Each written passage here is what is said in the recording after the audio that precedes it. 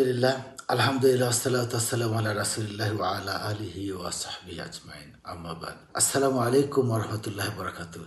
শুধু দর্শক শ্রোতা, প্রতিদিনের মতো আজও আমি আপনাদের সামনে হাজির হয়েছি এই চ্যানেলে রমজানের উপরে কিছু আলোচনা করার জন্য।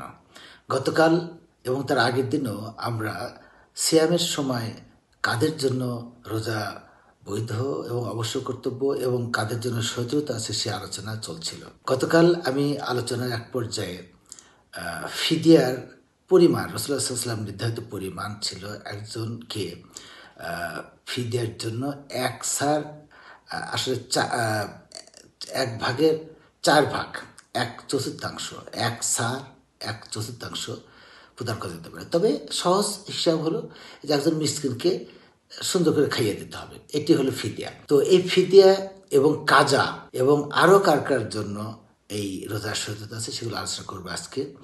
সেটা হলো যে কাজা কিভাবে আদায় করবে। কাজা যারা ওজর আছে, বৈধ ওজর আছে, যেমন অসুস্থতা এবং সফরের কারণে যারা রোজা ভাঙবে, যে কয়টা রোজা ভাঙবে সে কয়টা পূর্ণ করে নেবে একটা রোজা করে।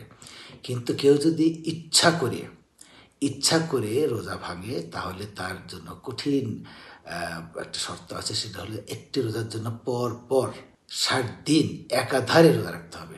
কঠিন। তো আমরা আশা করব এই ধরনের ইচ্ছাকৃত কোনো রোজা ভঙ্গ করব না, যেটা আমাদের জন্য তুলে দেওয়ার খুবই অসাধ্য হবে।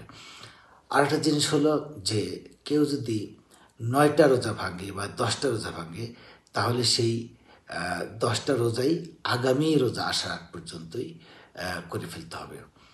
আর কেউ যদি 30টা রোজাই ভেঙে ফেলে 1 মাস, এখন 1 মাসে কখনো 30 দিনের মাস হয়, কখনো 29 দিনের মাস হয়, তাহলে যদি সে পুরা মাসে রোজা না রাখে তাহলে যদি সেই মাসটা, যে মাসটা চলে গেছে, যদি 29 দিনে হয় তাহলে 29টা পূরণ করে দিতে হবে, আর যদি 30টা হয় তাহলে 30টা। ঋতুবতী মহিলাদের জন্য রোজা রাখা হারাম, তো তারা রাখবে না।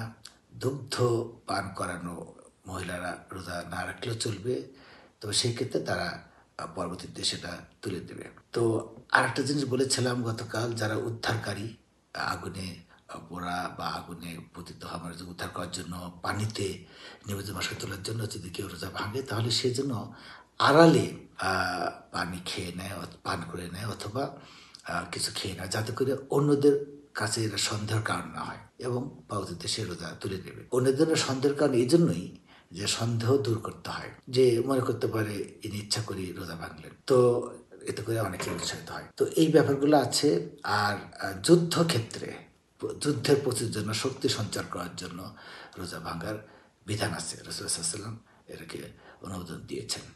তো এইভাবে করে আমরা রোজা কাজা করার এবং রোজা ভাঙার এবং রোজা রাখবো কি রাখবো না, এই ব্যাপারগুলো আমাদেরকে খুবই সতর্কতার সাথে করতে হবে। আপনারা জানেন আমাদের আশেপাশে এখন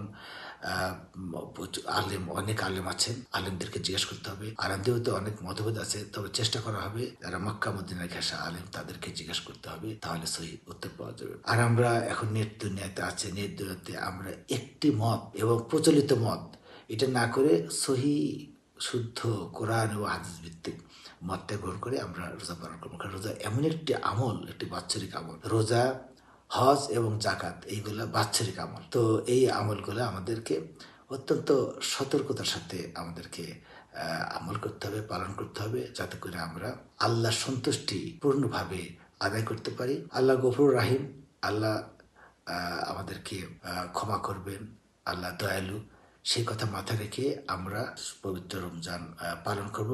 আসলে দর্শক শ্রোতা, আমার এই আলোচনাগুলো খুবই সাধারণ হয়। আমি কোনো সুর লয় বা কোনো গভীর ভাবে যে আমরা আপনাদের সামনে উপস্থাপন করার হয়তো সেই যোগ্যতাটা নাই। দোয়া করবেন যেন সামনের দিনগুলোতে, সামনের বছরগুলোতে আপনাদের সামনে মাঝে মাঝে কিছু গুরুত্বপূর্ণ খুঁটিনাটি বিষয় নিয়ে উপস্থিত হতে পারি। আর আগামী দিনগুলা, রমজান আগের দিনগুলা চেষ্টা করা হবে প্রতিদিনই এভাবে করে সংক্ষিপ্ত আকারে আলোচনা করা হবে। সে পর্যন্ত সবাই ভালো থাকবেন, আমাদের সঙ্গে থাকবেন ইনশাল্লাহ। ওয়াখির দাওয়ানা আলহামদুলিল্লাহ রাব্বিল আলামিন। ওয়াসসালাতু ওয়াসসালামু আলা রাসূলিল্লাহি ওয়া আলা আলিহি ওয়া সাহবিহি আজমাইন।